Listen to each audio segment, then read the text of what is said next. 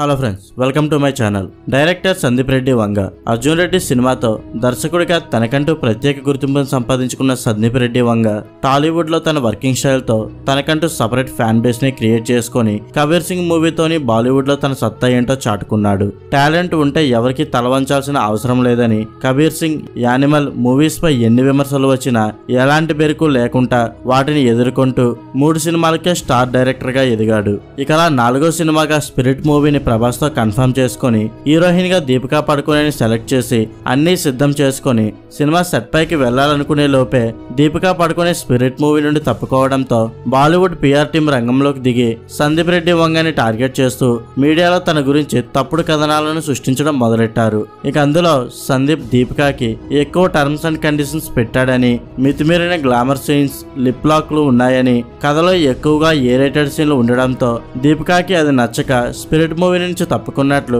కథనాలను అల్లడం మొదలుపెట్టారు. అందుకు తోడు సందీప్ కి సినిమాలు తీయడం చేత కాదని, అతను ఒక అన్ప్రొఫెషనల్ డైరెక్టర్ అని, బూతు కథలు మాత్రమే రాస్తాడని చెప్పడంతో ఈ న్యూస్ అన్ని చోట్ల హల్చలైంది.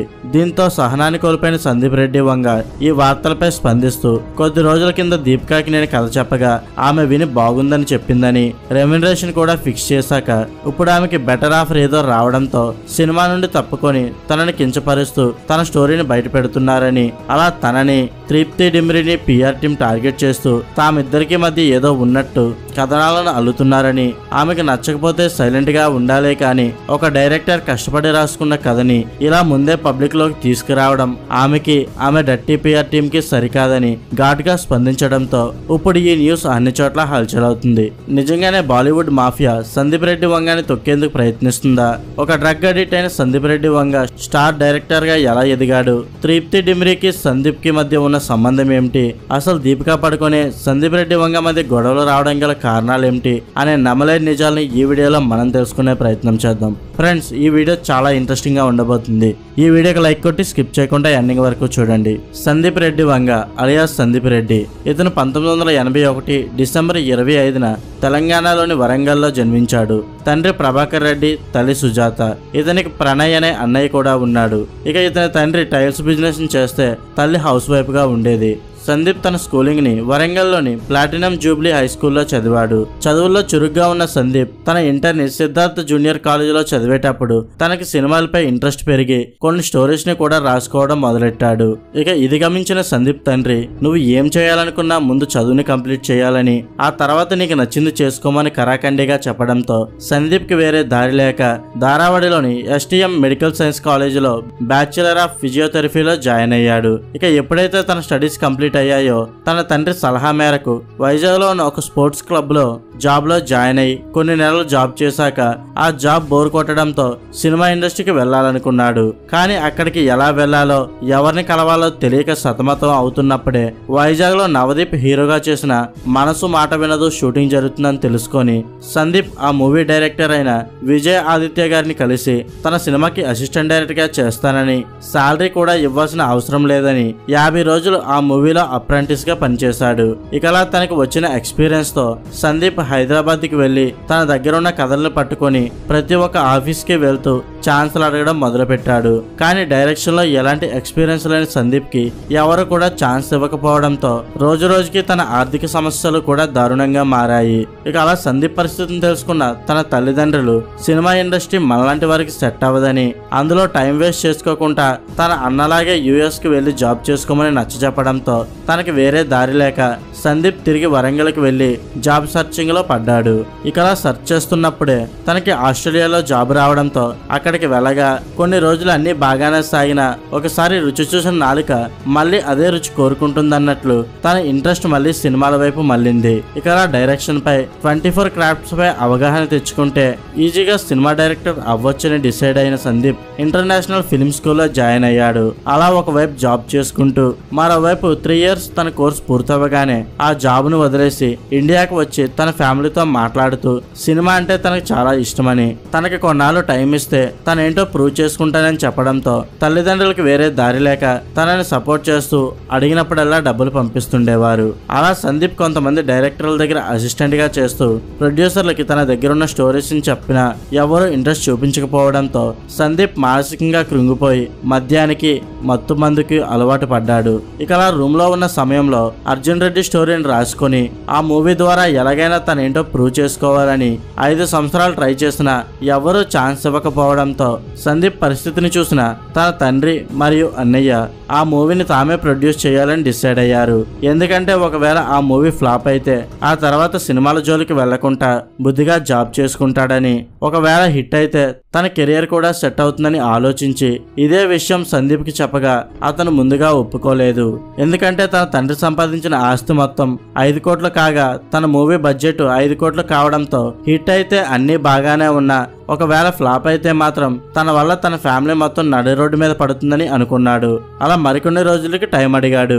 కానీ ఆ తర్వాత సందీప్ చెడు అలవాట్లకు బానిసయ్యడని తెలుసుకున్న తల్లిదండ్రులు పెళ్లి చేస్తేనైనా తనకి బాధ్యతలు వస్తాయని బీటెక్ చదివిన మనీషా రెడ్డి అనే అమ్మాయిని చూసి 2014లో పెళ్లి చేశారు.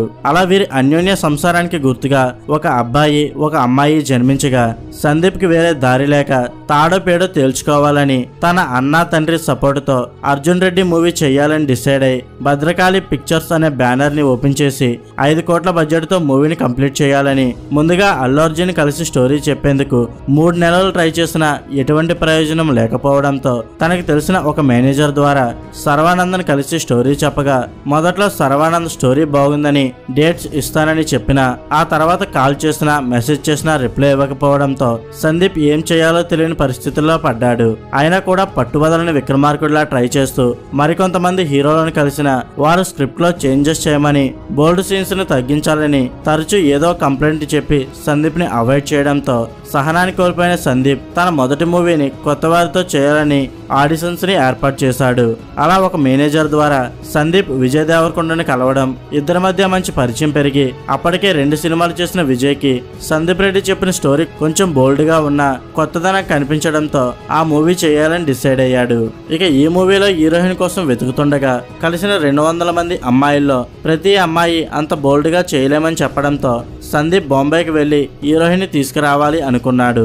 అలా ట్రై చేసే క్రమంలోనే శాలిని పాండే అనే అమ్మాయి అన్నిటికీ సిద్ధంగా ఉందని తెలిసి హైదరాబాద్కి పిలిపించి ఫోటోషూట్ చేయగా ఆ పాత్రకి సెట్ అవడంతో తననే హీరోయిన్ గా ఫిక్స్ చేశారు. ఇక అలా కర్ణాటకలోని ఆ మూవీ షూటింగ్ ని పూర్తి చేసుకున్నాక రష్ చూసిన సందీప్ అన్న మరియు అతని తండ్రి మూవీ పోయిందని ఈ డబ్బుల్ని మర్చిపోవాలి అనుకున్నారు. కానీ సందీప్ మాత్రం సినిమాపై నమ్మకం పెట్టుకొని తన తల్లిదండ్రులకి అన్నకి నచ్చజెపుతూ ఫైనల్ అవుట్పుట్ వేరేలా ఉంటుందని, మీరు కంగారు పడాల్సిన అవసరం లేదని చెప్పి ఆ మూవీని 2017లో రిలీజ్ చేయగా ఒకవైపు మొదటి షో నుండే సూపర్ హిట్ టాక్ అందుకోవడం, మరోవైపు మహిళా సంఘాల నుండి తీవ్రంగా నెగిటివిటీ వచ్చిన వాటన్నిటినీ పట్టించుకోకుండా సందీప్ తన కెరీర్ వైపు దృష్టి పెట్టాడు. ఇక తెలుగులో టాలెంట్ ఉన్నవారిని సపోర్ట్ చేయరని సందీప్ టీ సిరీస్ అధినేత అయిన భూషణ్ కుమార్ ని అప్రోచ్ అవ్వగా తనకి సందీప్ టాలెంట్ నచ్చి అర్జున్ రెడ్డి మూవీని హిందీలో కబీర్ సింగ్ గా చేయాలని డిసైడ్ అయ్యారు. అలా సాయిద్ కపూర్ ని హీరోగా, కైరా అద్వానీని హీరోయిన్ గా పెట్టి 60 కోట్లతో నిర్మించగా ఎప్పుడైతే ఆ మూవీ ట్రైలర్ రిలీజ్ అయిందో అప్పటి నుండి అక్కడ కూడా చాలా నెగిటివిటీని ఎదుర్కోవాల్సి వచ్చింది. అలా అందులో బోల్డ్ సీన్స్ చూసి కొన్ని మహిళా సంఘాలు ఆందోళన చేపట్టిన అదంతా పట్టించుకోకుండా కబీర్ సింగ్ మూవీని రిలీజ్ చేయగా ఆ మూవీ రిలీజ్ అయి 380 కోట్లు కలెక్ట్ చేసి హిందీలో కూడా సందీప్ మొదటి సినిమాతోనే సక్సెస్ అందుకున్నాడు. ఇక ఈ సక్సెస్ తోనే ఇతనికి రణబీర్ కపూర్ డేట్స్ ఇవ్వగా యానిమల్ మూవీ షూటింగ్ ని కంప్లీట్ చేసి రిలీజ్ చేయడంతో మొదట్లో ఈ మూవీ కాస్త నెగిటివ్ టాక్ వచ్చిన సెకండ్ డే నుండి హిట్ టాక్ అందుకోవడంతో 1000 కోట్లని కలెక్ట్ చేయగా సందీప్ కి బాలీవుడ్ లో వరుసగా అవకాశాలు రావడం మొదలయ్యాయి. కానీ సందీప్ మాత్రం తన ప్రొడక్షన్స్ తో టై అప్ అయి తమకి ఎవరైతే కోఆపరేటివ్ గా ఉంటారో వారితోనే మూవీస్ చేస్తానని ఒక ఇంటర్వ్యూలో చెప్పడంతో భూషణ్ కుమార్ సందీప్ రెడ్డి మాటలకి ఫిదా అయ్యి అతనితో వరుసగా సినిమాలు చేయడం మొదలెట్టాడు.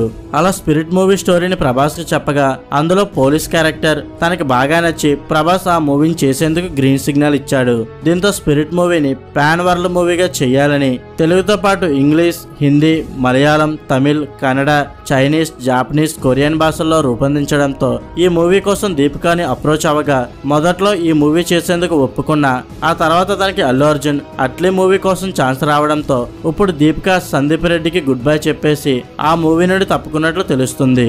అలా ఆమె ప్లేస్ లో సందీప్ తృప్తి దిమ్రీని హీరోయిన్ గా ఫిక్స్ చేశాడు.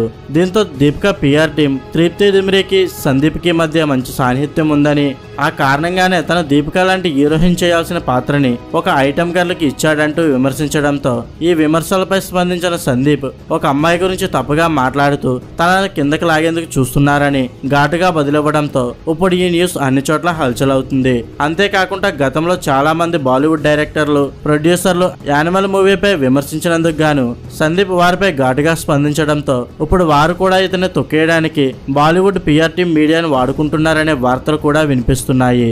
ఫ్రెండ్స్, సందీప్ రెడ్డి డైరెక్షన్ లో వచ్చిన మూవీస్ లో మీ ఫేవరెట్ మూవీ ఏదో కింద కామెంట్ చేయండి. అండ్ ఇంకా మీరు మన ఛానల్ సబ్స్క్రైబ్ చేసుకోకపోతే సబ్స్క్రైబ్ చేసుకోండి. Thank you for watching.